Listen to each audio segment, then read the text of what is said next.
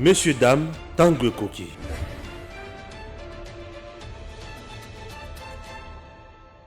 Nous sommes là à bord des Congo Airways. Chers compatriotes, Congo Airways, le léopard volant, fait toujours son travail. Et son travail, il y a même des Congolais de X coin na Y coin. C'est par exemple Patrice Emery Lumumba, Azaki na Bruxelles, la Belgique, Congo Airways, compagnie Mboka ya Bana Congo, et qui n'a quitté na Belgique et juillet, et Zongisie na Congo, Bisika à Salamoussala. Cette entreprise n'est pas en faillite. Oui, cette entreprise doit vivre, doit fonctionner pour aider les Congolais. Sur le plan commercial, elle doit aussi remplir sa mission sociale pour que le pays soit à l'aise. Un pays doit avoir de l'eau qu'on aille. Congo Airways, sur le plan de la frontière, sur le plan de la MIPP, à garantir souveraineté, il y a Congo. Alors, vous regardez vous-même, Congo Airways a plusieurs places. Vous sentez que c'est confortable, les gens sont à l'aise ici, peuvent voyager comme ils veulent, et bien servis, calmement, avec un personnel de qualité. Donc Congo Airways n'est pas en faillite, tout va bien.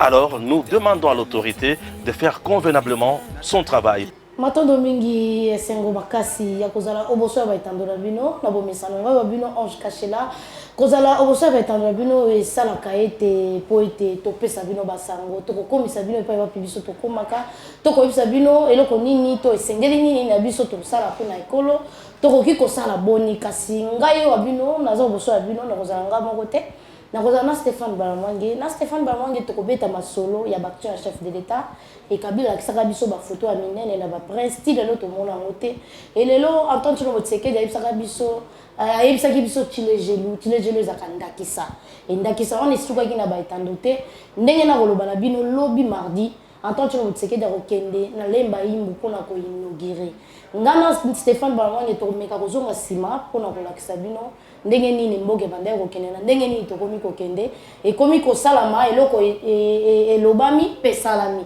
etikali kaka na ba etandote et tesenge ko sabino ete zoe lisusu babengani ye na ndako kasi na kasi émission wa bokoye bandako wapi babengani zoe mwana kolo lopango kasi lelo babengani ye na bandi ete na kokena mwa lombango mi kopesa invité na nga Stéphane Balamange mbote penza pe koyamba malamu na masolo alelo mwana mboka na pesio matondo mingi pe mbio malamu Matondo mingi mwana mboka Ange Kachela, et merci beaucoup na batutu ba Hollande biso de partout. Merci déjà et surtout na émission tout ça qui la fois passé dans mon ba commentaire rebelle puis ba to ba se plaki makasi. Merci beaucoup.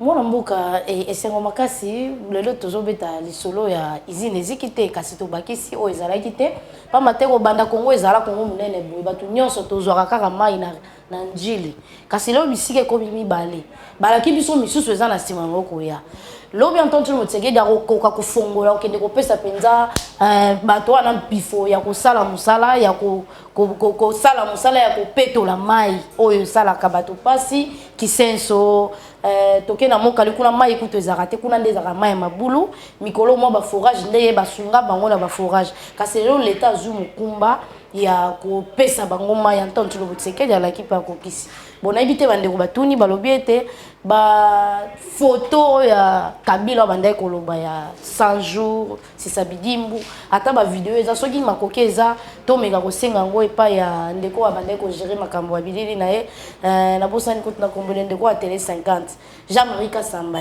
eye ndeko Jean-Marie Kasamba sana ba photo ya kitoko Kabila prometa biso lo rebelle kasi lelo yo facha lobika muke salami on a évité pour na yo zo zongo nene.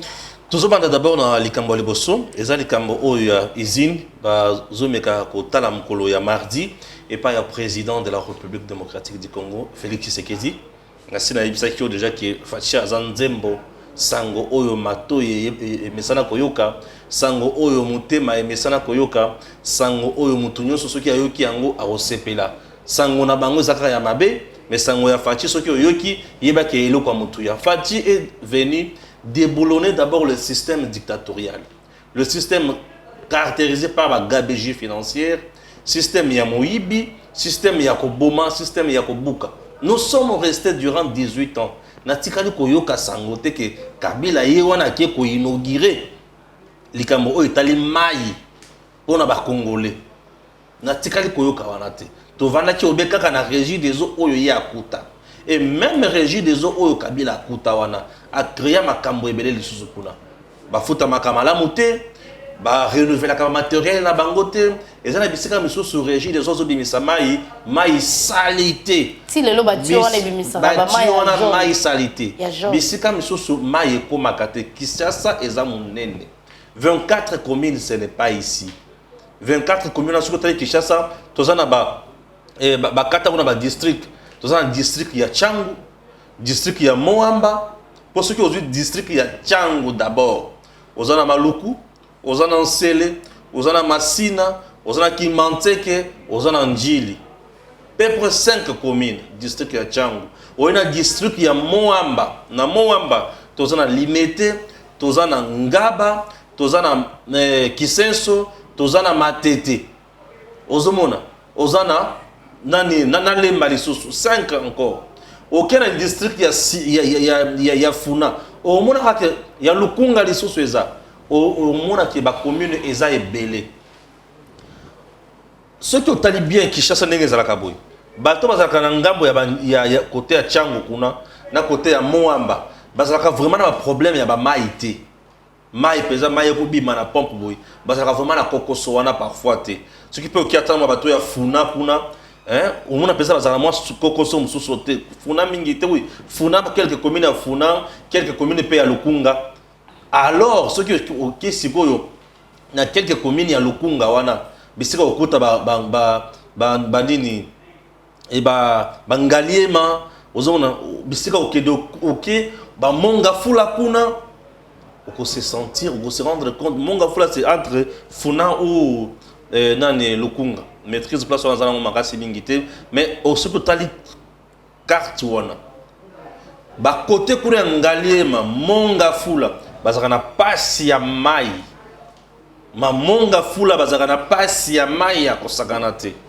tout ça puisque régie des eaux a comment limité en termes ya ko produire mai pe ko distribuer yango régie des eaux a comment limiter fati atali ya lobite nga na za solution ngai nazali le peuple d'abord ngai nali mutu oyo asungaka et comment batu bazona na bandako ya batu mutu alalaki na salon 4 heures bala monsieur yo kola mukato toka mai yo lali kaka boye 3 heures 2 heures yo kola mukato ki toka mai misusu babima po batoka mai baboma bango misusu babima po batoka mai ba viola bango misusu babima po batoka mai bakanga bango miyibi misusu baboya kubima kotoka mai babengana bango na bandako fatia le bete ici ekoki tango esengeli nasali la bino ya mutuya yango oke na fleuve Congo to Kinshasa ezali na kati ya mai fleuve Congo ekati sika kawa mais Kinshasa mai eau potable ezalaka te ezalaki mama na problématique alors il a donné la solution pour capacité ya usine wana pour banda kopesa bato mai eza monene ezokota bisika mai ezalaki na pasi mingi tina wapi tozoloba merci na président Tshisekedi tina wapi lelo bato sengene ba réfléchir mille et une fois fati yango 10 ans après tokozwa mususu lokola fati to sengene tozala na fati tikuna ezaka ba question to mituna po bato bavanda awa tutikala koyoka mabongo te mais soki okina kinga kati bisika kabila za omona Nsele rivière Nsele ba dérouter yango rivière Nsele zo ya pesa boye bakati yango ki côté mususu wana côté mususu wana komi ya kabila bango basa bongo soki okie kuna kozanga eau potable te mais Kinshasa oyo po mai ebima boye bato bamela problème pemeni to bana komela na masuba nazo yeba te komaki nini ozomona lelo otali na bandako ya bato ebele bakoma mai ya pompe boye po amela ngo c'est tout un problème azui mai ya pompe certes mais azui kisi ya bakisi na mai ya pompe wana po amela pamba te salité mai ya pompe ekoma soki otie yango na bassin boye bovandisi yango un temps boye botali bomoni salité na se mais oza mai nini il faut la eau potable donc c'est que quand l'équipe bato baleki ebele bakoma olekisaka nji les eaux les canaux salité na salité mais avec dans Niwana usine lisusu wana mai ebima lolengi wana ezali kaka na cadre ya ko perfectionner régie des eaux Ce qui est ça, ils ident mususu, ils ont un cadre de créer concurrence dans la régie des eaux. Les locaux, les amis, il y a l'État, ils ont un cadre de la régie des eaux, mais tout ce que nous voulons, ils ont que améliorer la qualité à Moussala, ça peut régir des eaux, Makoki ou Ilongobani. Mais dis-moi pour le président Tshisekedi, bravo. Attendez pas si la population, aller comme on appelle ça, qu'ils ont pas si le peuple à résoudre yango, peut à résoudre. Et ça, les bisous, c'est un makasi. Mwana mboka sikoyo bolobi to na kati état des droits ba ko zobilo kwa batote kasi zowe ndenge ni ba ko bimisa na lupango ba bwaki libanda zowe leki ya Kabila wa za sénateur président la biso akala akoma sénateur lelo kasi lelo comme c'est le quoi papier ko bwaka ina balabala mongo bato balobi est-ce que ça état des droits te osomna facha za mutu moko azaka kati ko pesa biso esengo moko to kana kite babengani mutu esengo babengana ka mutu lopango na été babengana ka mutu na lopango na été lopango ya l'état tozana ministère bomima ya urbanisme et habitat etala ka mapango ya l'état nyonso na régime na bango banda kolokota mapango etala ka banda kala e banda kotala mais kala tango banda kotala wana bato makasi bazalaki ebele yo na tango ya 18 ans kolobela Zoé kam Zoé kaso etala ngaki etala pe makambo Zoé Kabila ndenge nini kala ezaki mwa pasi et sikoyo ne komi otala malamu landi tous on Zoé malamu Zoé azanani leki ya Joseph Kabila Zoé azanani moto abanda koya soki manifestation eza officielle soki omoni Zoé aye yebaki Kabila koya azoya sikoyo mais soki otali na hiérarchisation ya ba fonction Zoé est azaki député national président de l'Assemblée nationale aye président du Sénat aye Mama Olive aye Zoé aye Kabila siko aye ozona niveau bazalaki wana tata nazo ba ozona niveau bazalaki donc mokonzi awa c'était ki Zoé ozomona alobaka mingi te mais mukolo aloba atumbazaba to comment depuis 1997 famille Kabila c'est-à-dire avant 97 bazalaki famille Kabila te donc loba ki atumbaki zamba koloba ngo bakotaki na famille Kabila 97 wana yaza les gens via ça botama ki asa yo kota c'est pour dire que kozala bana ya Kabila d'abord ya Mosé ezana bilinga ce qui fait que les enfants adoptifs qu'ils nous disent que les fils adoptifs c'est tout à fait normal mais bien copain dimi yango ce qui balokota bango qu'ils nous disent que balokota biso ce qui bazaba na moninga na non to zaka bana moninga na mais ya biso c'est tout à fait normal et personnalité parce que ça peut na bana Mosé tilelo bango ba onyo comme ba olela bazana posam ba reconnaître biloko papa na bango bango baza unique famille o bazaka misato mais si tout le monde a un jour, il y a le 1er avril et le 1er août, il y a un cimetière qui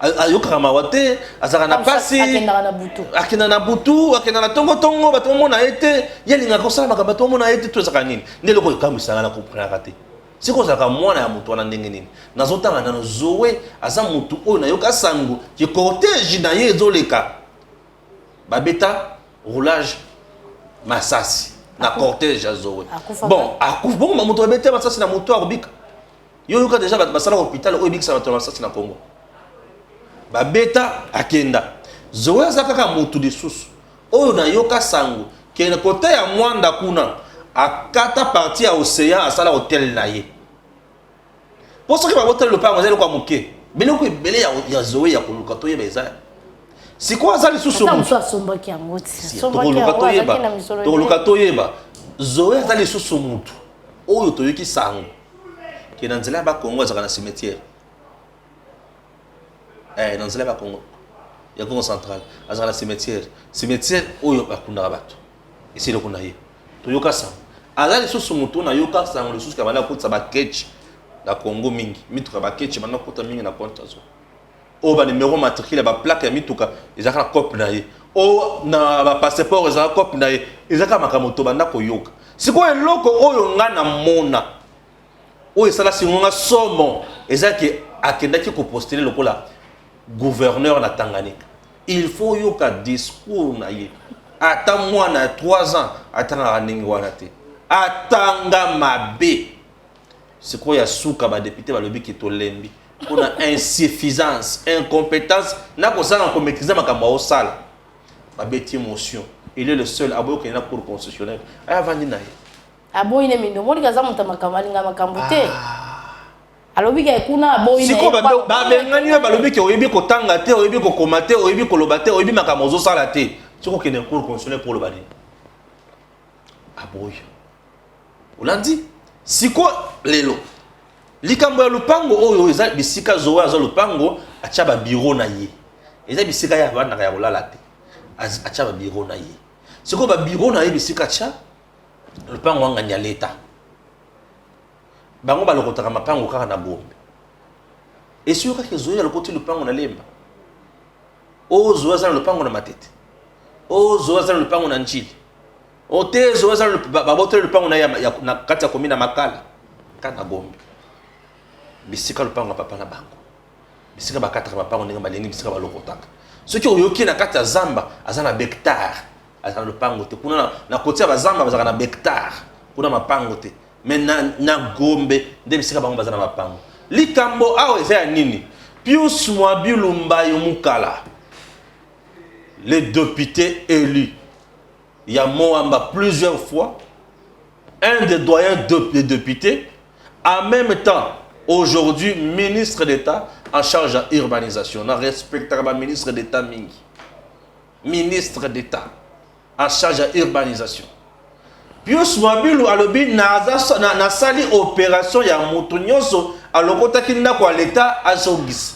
Bango balokotaka. Ya bangi zoete. Bongo zowe Kongo ya tata na ye. To zowe Kongo ya koko na bango. Eza héritage ya famille na bango te. Héritage ya famille ya mutu moko te. Kongo eza héritage ya famille ya Isama, famille ya Gims, famille na yo, famille na nga. Bango bon, nayebi bango baza na famille ya Congo, mais famille ya batu nyonso baza na kati ya Congo, bakolo Congo. C'est ça le problème. Alors, Pius Mwabilu alobi esengeli mutu nyonso oyo azwi lupango ya l'État, ndako ya l'État azongisa. Soki oke na Onatra kuna Onatra perda mapango. Soki oke na espace Bandundu, Onatra aza na mapango na Bandundu. Bandundu ozomona oyoka kwana. Onatra aza na mapango ebele na banda kuna. Bato balokota yango. Soki oye siko awa na Gombe wana Onatra babotola ye bazwa mapango na ye ebele eza mapango ya l'État. Alors le pango wana acha ba bureau na ye eza le pango abatu ya l'État. Eza na liste ya Pius Mwabilu Mbayo Mukala. Pius Mwabilu ne fait ni règlement des comptes na Zoé, mais aza le kotande biloko na ye l'État na zalaka ko réclamer biloko na ye. Zoé azaka ye mon côté. Chadari. On ne peut pas nous intimider. Ba alokota pe le pango ba botole bimana le pango ya batu ya l'État a Burkina Kivu. Ba sumbi na kati ba chemaite. Chada. Ba buki ba bir, et ba buki ba nini ba vitre nyonso akenda. Et le pango ngoza azulaka soki mwasi na ye. Mususu koko nyangi koko. Kende ko zonda ko batu ya l'État ba bengani ye. Ba tata moko ya moins sérieux. Ya biloko ya l'État boyebi penza ke oyo eza bandako ya l'État mais boye bozwi yango na nko na kanza nyonso ata motema mabe ko bazaki pe bato ya l'État ba kosamsala bozalaki bato ya l'État apesaka bato bandako mais procédure ezalaka nini po l'État apesa yo ndako ya libela te moi bala mwangi mopenda nous sommes au Kasai central à l'époque Kasai occidental nous sommes précisément Gims Sazoy a voyé ba bisika nazo pesa aider non wana ko tuté Gims a voyé bana bilo na expliquer au Gims a komati na kananga place bâtiment administratif eza Gims moni bâtiment administratif ya kananga place tolobaki place fachi asalaka discours liboso boy na l'accent bino avenue moko boye kita na binga na banda vanda na avenue eza liboso ya hôtel de ville ya kananga avenue na babengi yango avenue mama Mobutu. Na se avenue wana tozaki na ba sous-réged ba chef de division énergie na otanga biloko na kola nango Hollandais, biloko na autant les abattoirs, betenga ma solo te biloko na kola nango. Parce sous régide sous régide à l'époque assez à Koufa sous régide dango, na régide de pas assez à Koufa. Régide demandé à Koufa mon bal a Koufi na Tongo 2 jours après moi super bakunda bango sikamo. Mon bal a Koufi 3 jours après moi c'est à Koufi. Bakunda siko 1 mois après remaniement gouvernement ebimi comment mon bal ebimi na comment ba ministre. C'est bon prendre pas. Na avait moment bout là tout qui biso pas na biso zaki et pas chef de division énergie ou ya lundi chef de division ya économie. O ya lundi pas basse religieuse kuna et pas sous régide. Na yebi na za plan wan biso muto bana landa biso azaki ya sport chef de division sport o wana lundi et pas ya papa ya budget. Biso bana ya ba fonctionnaire. Wana kutu zaki pas ya papa kulutu yenda zaki chef de division. Pour papa zaki inspecteur ya batena na chikapa. Ce qu'on a vendu par papa kulutu.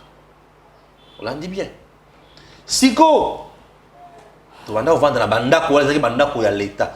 Au moment actuel et comment ba ministères provinciaux et bango balongola bango wana batina bango na kananga de.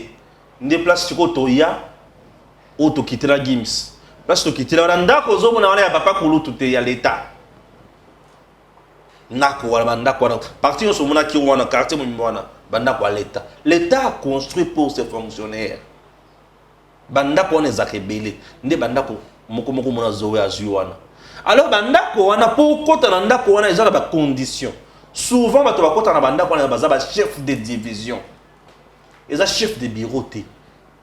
Eza ba attaché de bureau de première classe te.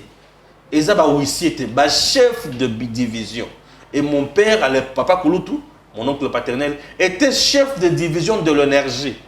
À l'époque, je me souviens, tout jeune, gouverneur à Liboso Oyaka, c'était Loubaya Claudel. Trop jeune. Pembe, JB Penza. Après, on a trouvé un Tito Kangala Mouloum. Pascal. Talamnen. Après, on a. Le Naki Chikapa na Kishasa. Omoni bandako à l'état wana pour ozandako wana esengelo sala suppose la chef de division ce que zoé aso ki ndako wana azaki chef nini azaki député ba député baso bandako te ba député baso ka bandako te soki député azui ya kanza yanko tam sa bandako futelo e bandi boye bon futelo combien ba décision muto a futelo ka pour bi mananda kwa zaka na préavis ce qui préavis et comme elungwe et comme nini mise en demeure. Et puis à Lungu. Bongo yo komi ya Lungu là on a l'état. Zoé à lokota kenda. Ndako lokota ki ya bato l'état. L'état aye ko zonda ko na ye. Ezali règlement des comptes. Posto ki to bandi makamo règlement des comptes dans régime ya présent Tshisekedi. Mon truc Zoé et le kwa liboso il faut l'état zoisa hôtel ya moindre. Hôtel puisque hôtel wana akanga océan comment yaye. Et comme bisika to banda bisika cotation kota mai vous somba secret pour qui au côté na mai mai abatu ya l'état congolais mais zoya comment coller la ngombongo il pense que nous appelons des impôts domaniales les impôts domaniales les ali ben impôt na ba taxe domaniale les ali ba impôt na ba taxe oyo mais solo eux muto azwaka na biloko ya l'état zoa communani pour banda ko ba taxe domaniale na océan ya batu ya l'état congolais et le peuple congolais il y a qui a tongi wana bo il prend la tonga place wana pour azala ki Zoé après Kabila c'était Zoé donc bekaku touté député national de l'Assemblée nationale ti abima na tikala ko kata loi te na tikala ko mona Zoé l'équipe bosoté oh chers collègues honorable monsieur le président na tikala ko yoka Zoé mokolo on a yoka ka Jeannette bongo biloko aloba somo nazana courage aloba yango te aloba nini ngira na complément tika pardon et comme makambo wa kitima au dossier vide biloko Jeannette aleka aloba liboso bato libisanga na aloba te mwana boka sikoto kende makambo ya mama Adèle Kaindi eloko nini ezobangisa ye mpona makambo ya contrôle na IGF na IGF alobi azobanga IGF makasi ya sala biloko bombi to ligo IGF nde azobanga mama Adèle donc Jules Alingeti nde moto azobanga princesse Adèle Kainda Maina alukaka makambo mais akutani na moto ayebi mosala moto aza intègre moto aza na moralité moto normal mais yo zokumisa déjà beaucoup IGF na mekité. Oh, Maman Adèle a été déjà contrôlée plusieurs fois par IGF. A tiré un fois à l'État. Moutozobo, il y a 3 millions de commission de dollars. À la bimbo, on a battu à l'État. Likambo, oh, eza awa eza nini. Na li komo na bana bitinda ya Jules Alingeti na média ba oloba loba loba loba. Déjà batu ba ko ko pesa bango confiance déjà na noté. Batu o ba oloba loba loba média wana. Oya liboso agangaka awa biloko asinele banquette basali wana za lukuta botala vérité yeko bima akangi monoko sui et au moment où je te parle l'honorable qui avait montré biloko asinele wana lelo ba opesa ye raison justice ne te pesa raison pourquoi ya IGF na batu na yo wana baganga kana ba media wana yoka baganga awa Tony Mwaba est resté calme na ikutu na kotela ka Jules Alingeti le bitel Jules Alingeti a raison nzoka Tony Mwaba zaki na raison totale et aujourd'hui je dis Tony Mwaba merci limbisanga na ndenge na kondana kayo na yebakite na yebakite no teke moto ya zalaka ndenge nini. Il a une méthode de diaboliser les autres. Yesiko Avandi, Ayokulandra Makamona, c'est. Et c'est ce que je dénonce dans le chef, il y a dit Alingeti na Batonaye. Méthode de diaboliser Baninga. Tout le monde travaille pour l'État congolais. Tout le monde travaille dans la vision de Fachi. Lui travaille dans la vision de Fachi. Princesse Adèle Kainda Maina travaille aussi dans la vision de Fachi.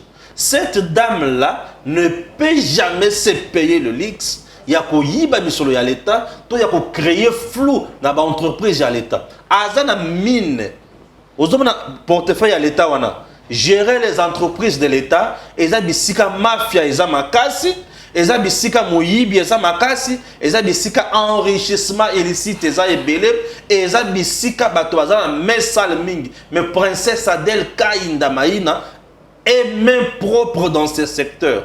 Main propre, ma boko pembe. Les autres ont 100 francs, les autres ont $1. Et ils attendent tout mon côté entreprise. Alors, le ministre a signé autant. Jamais. A tout le monde DG. A ça chantage na bangote. A solo la kana batonyo so kimia. Ce qui bazo et pas inaye. Ba beta les solo qui toko. Et entre temps, le 2G. On a la chance pour ta na bango. Bazo ibisanga Stéphane. Que cette dame là. Nzamba pambolaye. Tu t'imagines? On a déjà la mettre dans la solo wana. Princesse Adèle a salé nini. Les cambo o Jules Alingeti ali ko kufela awe ezali nini. Ba to senele ba yeba. Bolanda ba to ba kwa kana ba média wana te. Ils ne sont pas sincères tous ces gens-là. La vérité c'est laquelle Adèle lobby dans une entreprise ils ont produire misol. Bozo pesanga ba rapport financier c'est bien. Mais j'aimerais qu'il y ait une capacité de travail. Mais sur les autres, mes entreprises ont évolué. Dans ce cas, il y a des barrières. Dans ce cas, il y a des solo et consort. Mais je dois trouver une solution. La compétence, à occuper pour engager l'audit. Mais du fait que IGF a une patrouille financière, dans une entreprise, moyen engagé l'audit est zaté. À Sengi, à commune de Mukanda, dans le conseil de ministres, la lettre dans le conseil des ministres à l'Obinini.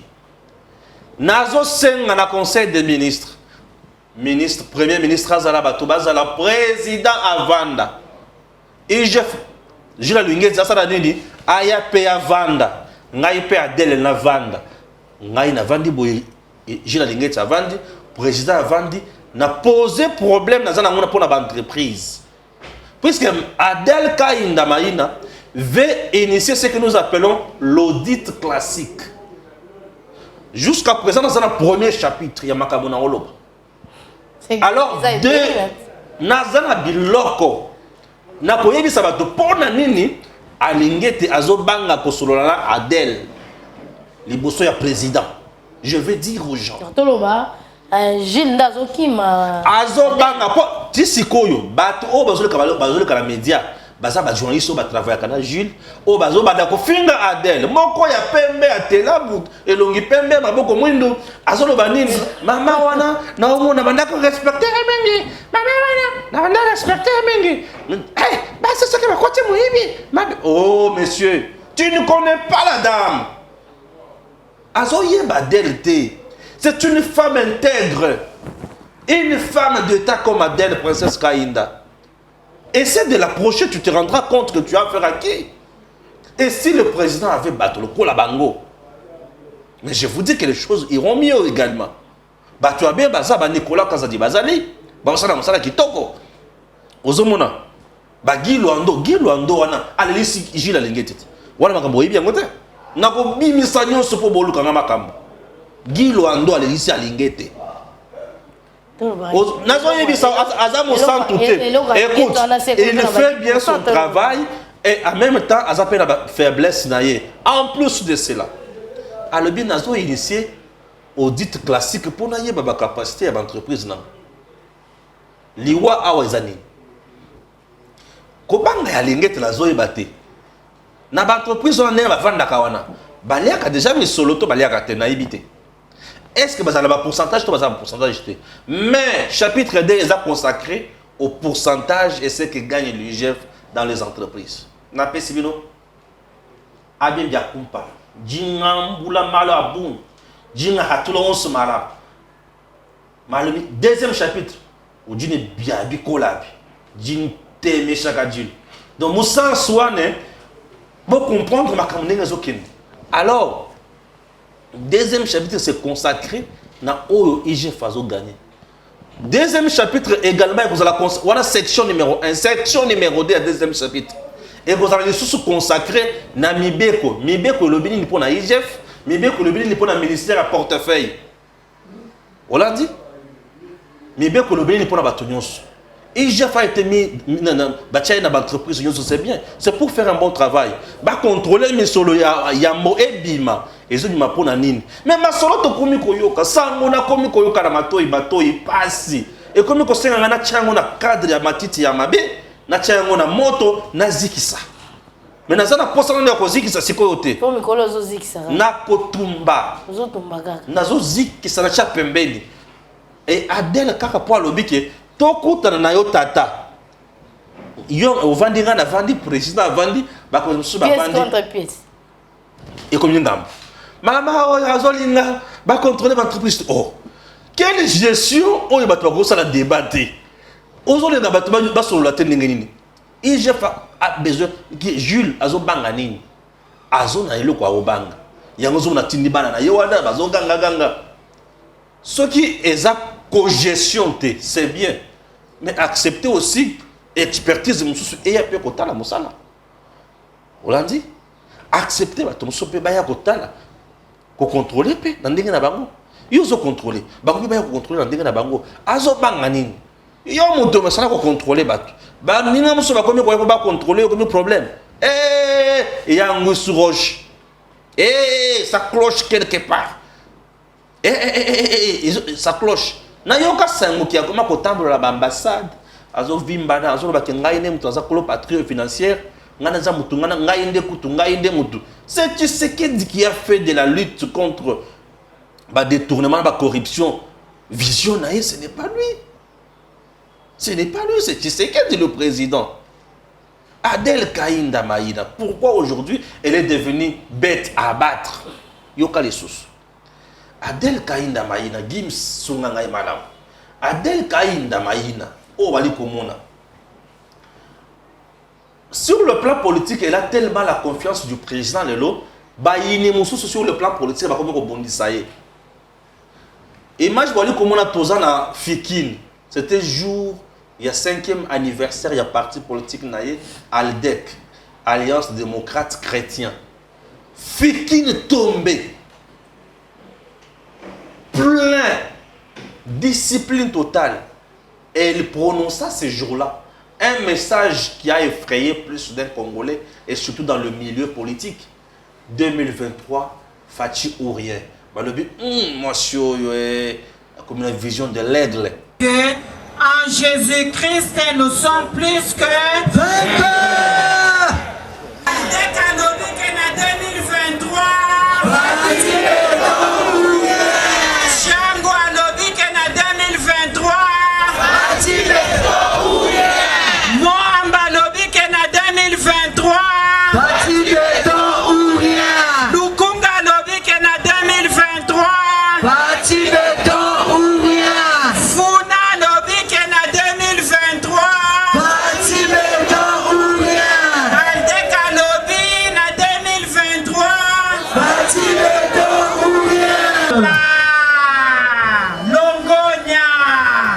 honorables sénateurs,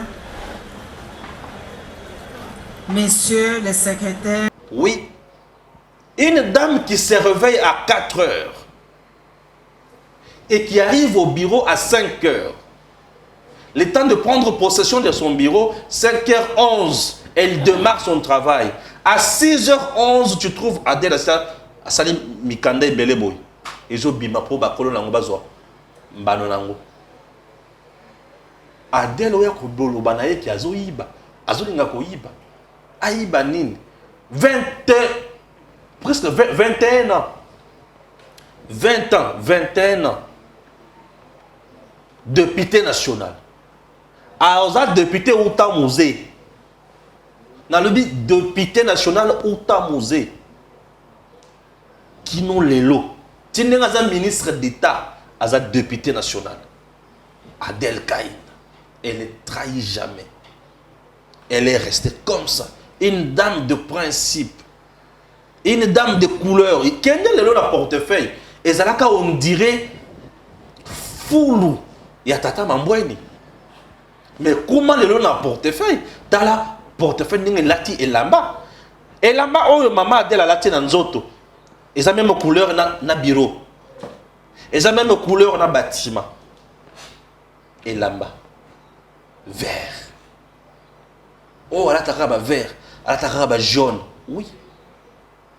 Elle a un signe belé dans Zoto. Une dame de principe. Mon toya ko bima na TV qui a traité Moïbi. Na otala yebo na bi metala bato mususu. Et mon tongo zo traité Moïbi. Aza mutu oyo aza mosali ya Katumbi.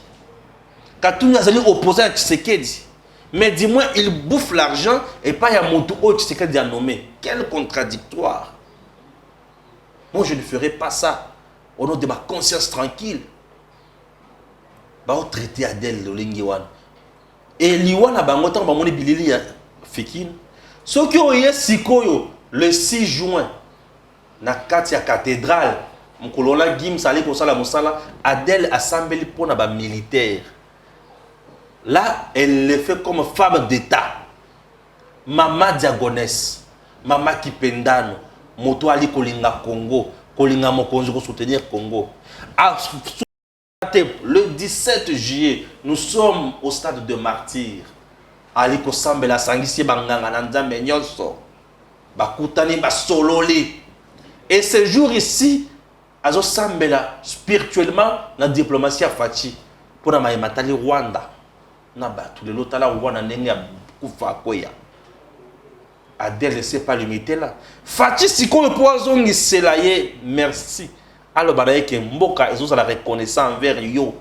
Mokolo, papa ya Adèle Akoufa. Fachi, institution président de la République. Et Lungwe, Mongaliem. Et Tambolo, tu Yangwana et Koti. Na cathédrale. Fachi a quitté à ce que nous avons follow. Guillaume sur le coup, tu peux kata. Mais Fachi a quitté ça, la vie moins bien. Sans plus tarder, le numéro 1 de la République démocratique du Congo, Félix Antoine Tshisekedi Tshilombo, aïe, au Tika Fololo. Suivez d'abord ce reportage et puis on se retrouve juste après. Le colonel Ferdinand Maïna Bachilo, père biologique de Madame Adel Kaïnda, ministre d'État en charge du portefeuille, a tiré sa révérence à Kinshasa le 28 juillet dernier. C'est ce mercredi que la famille de l'illustre disparu a organisé des obsèques dignes en la cathédrale du centenaire protestant. Toujours plus proche des siens, le chef de l'État Félix Antoine Tshisekedi Tshilombo a personnellement fait le déplacement de ce lieu du culte pour honorer la mémoire de ce vaillant officier qui, durant toute sa vie, a servi la nation sous le drapeau. Le garant de la nation s'est incliné devant la dépouille. La princesse Adel Kaïnda, fille de l'illustre disparu, ministre du portefeuille visiblement abattu, a reçu la consolation du père de la nation. Un honneur pour la grande famille royale Oussengue qui exprime sa reconnaissance à l'endroit du président de la République. Au président de la République, je voudrais lui dire merci, lui exprimer beaucoup de reconnaissance du clan Oussengue, qui est notre clan royal, et de toute la communauté Tchokwe. Nous n'avons jamais été élevés en politique comme maintenant. Nous n'avons jamais eu de valeur comme maintenant. Les mots pour qualifier ça ne sont pas aisés à donner. Il nous a beaucoup élevés en dignité et puis en se déplaçant. Et je sais qu'ils ont de très bonnes relations, elle le considère beaucoup. Ça nous touche profondément. Plusieurs personnalités et membres du gouvernement étaient présents à ce culte d'action de grâce officié par le révérend André Bukondoa, représentant légal de l'Église du Christ au Congo. Le colonel Ferdinand Maïna Bichilo, retraité de l'armée congolaise, quitte la terre des vivants à l'âge de 77 ans. Oikende kobenga mutu ya motindo boye muyibi. Azala makanisi ya trahir mokonzi ya mboka non. Adel est allé plus loin, le bim minéré à Congo, ba commissionnaire miyibi baza ebele à mettre en place le koto bengi véhicule financier AJN, ba inscrire les minéraux à Congo na bourse internationale canadienne. Chaque année, ce qui mbongo minéré mati, le Congo va toujours gagner 60%. Ba commissionnaire ba qui ne compte pas minéré et comme le na voie normale et l'État gagne l'argent. Et mutu ya modèle wana ba qui ne ko sakala na ye. Adel Kaïnda signe à côté de partenaire allemand ba yepo ba tonga ba chemin de fer na Congo. 5000 km de chemin de fer. Et l'Ungombo Juma, Kanang, il est beau qui chasse. Très. Au fur et à mesure de la Monique. Au moment où je te parle, les travaux de faisabilité, les études de faisabilité, ils ont un salema. Et parmi les gens, ils ont études, on a demandé à Chabani Record, Congo Web. A-t-elle fait des prouesses énormes. Mais dans ces pays, la Kabiso, on a ce qu'on a côté Malamoko Makambo ya Kabila. Oh, ya la Kabiso, biloko la Kabiso. Ma maquette. Aux on a biloko au Congo, il peut s'arrêter. Et maintenant, ma foot. Si tu ne connais pas Motu, tu ne peux salir yete pour ma passion bongo. Non. Il faut éviter. Il faut éviter. Pour lire à ceux qui n'est pas sur Nagayo, au salaire chaînette musicale, c'est fini. Sur Nagayo, c'est les chaînettes musicales, n'importe quoi. Non, quand même. Les saviez-vous? Ici, la photo va comme on a Gims. Bazo signé contrat chinois. Et ce contrat chinois, on devrait construire 3500 km. Wana bomone matata ponyo avandi ba chinois na ngambo matata ponyo na ngambo. Bazo signer contrat chinois. On devrait construire 3500 km de rails. 3500 km de routes. 31 hôpitaux. 250 lits. 145 centres de santé. Et montant ils ont évalué à combien? 6 milliards. Mbongo wana ebima yoka sikolo kwa pasi 6 milliards ya un contrat chinois oyo et bima. Hollandi 6 millions et bima. Mais mbongo ba chinois ba pesa na bango. Et tonga elo côté mais kino lelo. Yoka kino lelo. Ces dollars que certaines personnes avaient empochés et aujourd'hui la RDC continue à payer, à minérer cette dette à la Chine. 6 milliards et bima la tango Kabila. Balia. Mais qui non le loba chinois bazo zo minérer na Congo.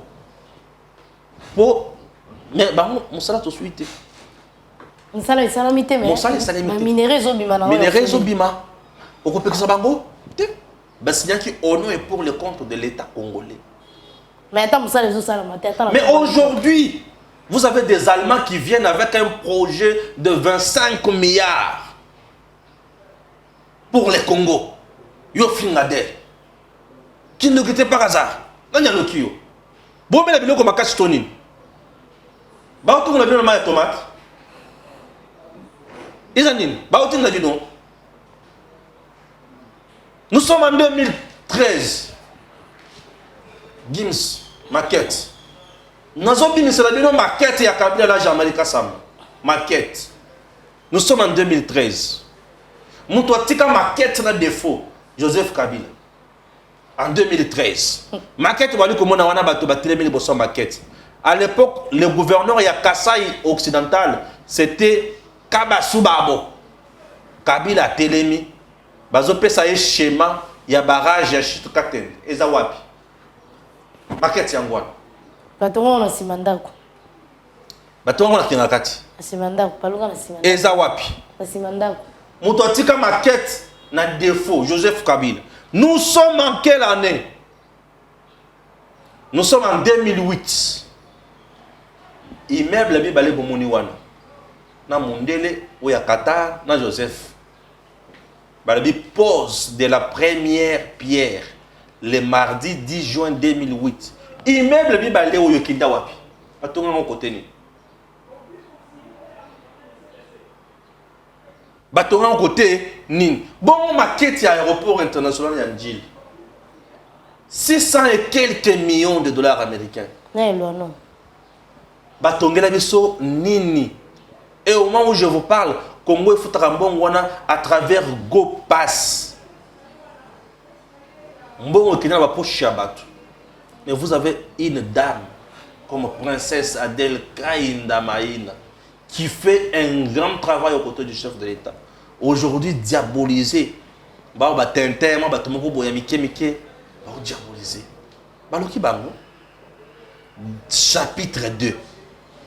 Lobby.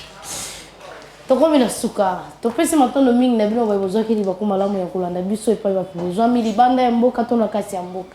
Gimso na kisi ma caméra na bino nyonso isama pazo talanga azazo bwa aotikanga assister Gims na pesi bino matondo mingi raja kula moto tikulu na bino nyonso pe bomekanga kolanda biso bokomela biso to separa na ba commentaire et puis ba remarque wana nde esala biso bien polité to kutana mbala sima. Messieurs, dames, Tangue Koki.